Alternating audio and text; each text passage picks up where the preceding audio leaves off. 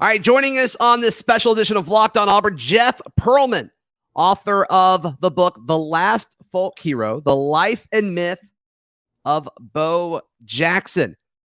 What made you decide to write all of this about Bo? I mean, number one, I'm a kid of I'm an old man, so I grew up and Bo Jackson was in my wheelhouse. I was a kid in New York and I loved Bo Jackson. The mystique, the mystery, what's he going to play? What's he good at? Who is he? Blah, blah, blah, the whole thing. And I'm very nostalgic. I know. Are you a nostalgic guy, Zach? Like, do you get nostalgic about sports? I don't know if I'm old enough to be nostalgic yet, if I'm being honest, Jeff. I'm 29. All right. But don't you like look back to when you were like 12 or 13 and you had a favorite athlete and that meant something to you? Sure. Yeah.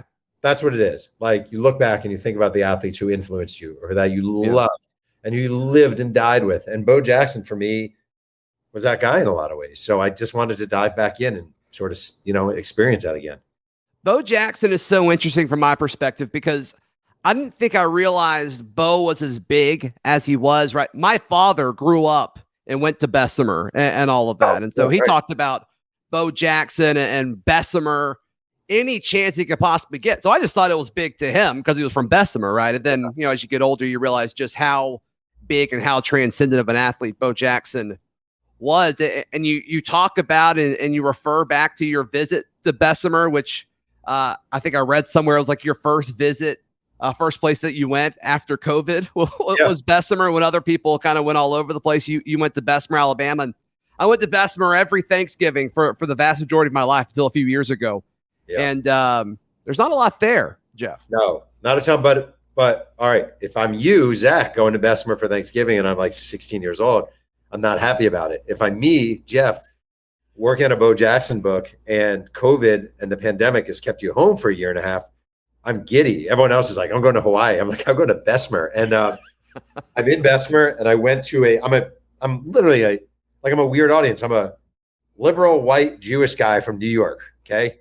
And I'm at the Bo Jackson's Mount Zion church where he went. And I'm at a service at the Mount Zion church. And it's an African-American church. It's very bombastic. And I freaking love every minute of it. That's why I love doing this job. So I love meeting people who are different than me, different exposures, different experiences. Love it.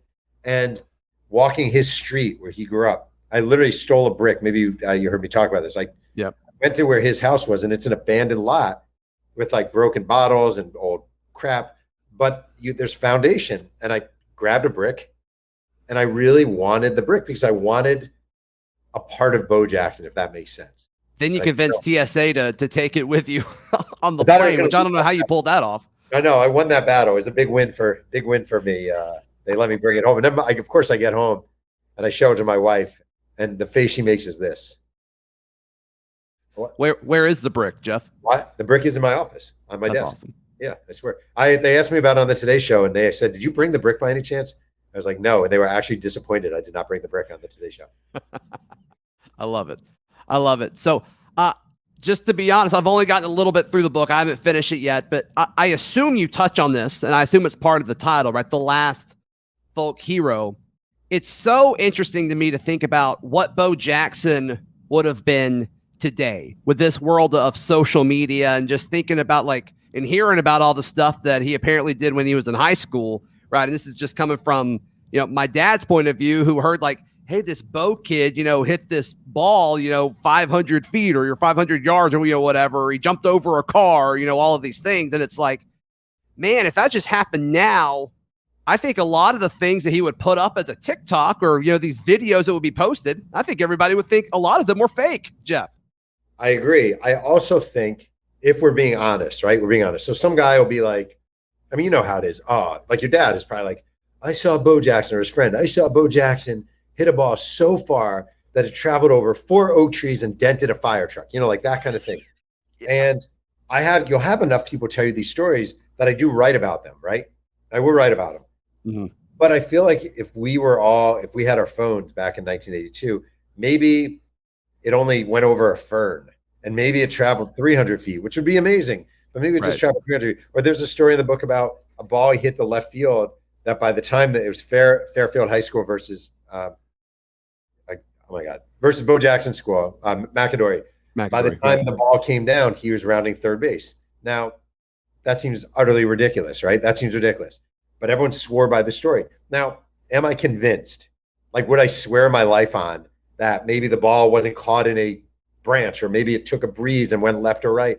No. But there's something about the folklore of it all that makes it really entertaining. Yeah, and then you see the play that he made with the Royals where he throws it to home from like 2 feet away from the warning track, and it's like, did that ball hit the ground? Like, how did that happen? And it's like, oh, okay, maybe these things are true, right? Oh yeah, and I mean the thing is, like, you've seen the video of him running up the wall, correct? Oh yeah. Okay, like, to me, we've never seen anyone do that before. We've never seen anyone do that since. Never, ever have we seen someone do that. That really speaks to the mythology of Bo Jackson, and it allows us to maybe believe that he did hit a ball 500 feet, that he was on third by the time, because we have this one moment. I mean, we have a bunch, but this one moment where he literally climbs up a wall, runs across the wall horizontally, runs down the wall in something no one has done before or since. And just the way he handled it afterwards, too, is just like all of this. It never really went to his head. It was just him. It seemed normal to him. And, the story of like him just kind of putting his stuff down and running like the 4.2 or the 4.1 40 in Auburn's pro day. 4.3. Yeah, without warming up, and like he just didn't care to like stop. He just ran to practice afterwards or whatever. It's just crazy. All of these things. It's just an amazing thing. So I love that you titled this "The Last Folk Hero." I think it's very fitting. Yeah, well, that was there's a writer named Joe Posnanski who actually came up with that, and one of the things he referenced is that throw you were talking about. It was against the Seattle Mariners. Harold Reynolds was on first. There was no possible way Bo should have gotten him, but he got him. He made this amazing throw. Right. And the reason he referred to that is, like, if you watch the video, you never actually see Bo Jackson release the ball because they had a single camera shot. So it went from Bo getting the ball, rearing back, snapped to Harold Reynolds throwing third base. Yeah, so, right. Like, did he throw the ball? Did we actually see him throw the ball? Do we know for 100% certainty he threw the ball? Or do we just have to believe because he's Bo Jackson, he did, and there's enough there? That's kind of what it is. Yeah, no, I think we do have to believe. So what was kind of, you've got a million Bo stories in this thing. Yeah. Which one stands out the most to you? I mean, I guess there are two, but one that really does it for me is he shows up with the Raiders and they have him run a 40 on grass in pads. This is 1987, and he runs a 4.19 in pads, right? Sure. And the coach, Tom Flores, and a bunch of the others are like, that doesn't seem right. And they measure off the 40 again. And they have him run again in pads on grass, and he beats it. He runs a 4.17. I mean, Tyreek Hill does not come anywhere close to a 4.17. He's the fastest guy in the NFL. Yeah. And then the other one I really love that does it for me is when he was a junior at Auburn, the baseball team played the first ever night game at the University of Georgia, and it was a big deal at Georgia. So they have lights for the first time. And have you seen the movie The Natural? Do you know The Natural? I haven't seen it. No. Okay, but The Natural is famous for this fictitious slugger hitting the lights and the lights exploding, right? Got it. So this Bo Jackson thing happened 39 days before The Natural was released in theaters. It was Robert Redford. It was a huge movie. And but they're playing Georgia night game. Bo's first at bat, he grounds out to second. He goes back to the outfield. Everyone's heckling him, booing him because it's the Georgia crowd. Second at bat, he comes up, takes a swing, hits the lights, and the ball falls down to the field. It hits the lights. He jogs back out to right field. Everyone is bowing at him. All the Georgia fans are bowing at him. His next two at-bats, homer, final at-bat, doubles, and they all boo him. It's incredible. Yeah, I hate I missed that era of Auburn athletics. Yeah. For sure. But just hearing folks that played with him, right? I produced Coach Dye's show for years, but before he passed. Yeah. And he would have former players. He had Bo on a few times, of course, but he would all have former players. And just the way they all talked about Bo Jackson, just like such a giving guy, such a team first guy, such a, understanding the big picture.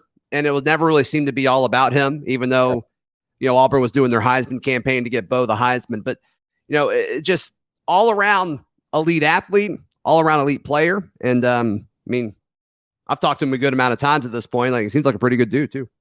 What I kind of really admire about him is he had in 1991, he has a serious hip injury that ends his NFL career. And then he plays a couple more years in Major League Baseball.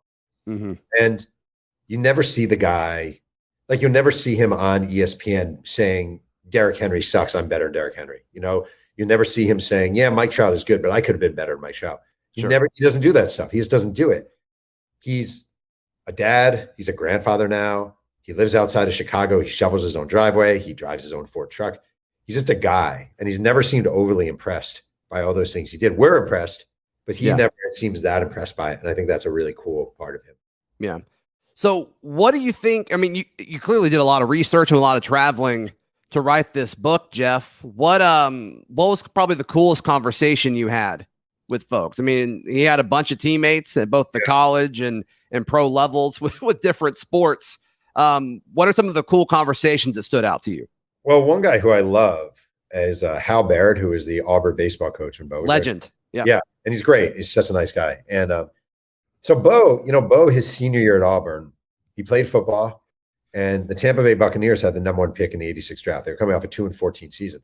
Right. And before the draft, they flew Bo to Tampa Bay to take a physical. And this violated NCAA rules, SEC rules at the time, not NCAA rules, SEC rules, which is so.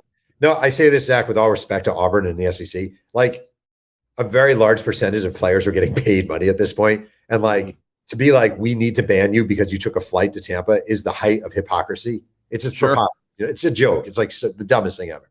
So, I talked to Hal Baird at length about him having to tell Bo Jackson, your baseball career is over. And they had to report him to the SEC, and the SEC was unbending about it. And just Hal Baird is the best. He's great. He loved Bo Jackson. He said something to me I haven't forgotten. He's like, the thing about Bo is when he told you something was true, it was true. When he told you he was going to play baseball, you knew he was going to. When he gave you his word mattered.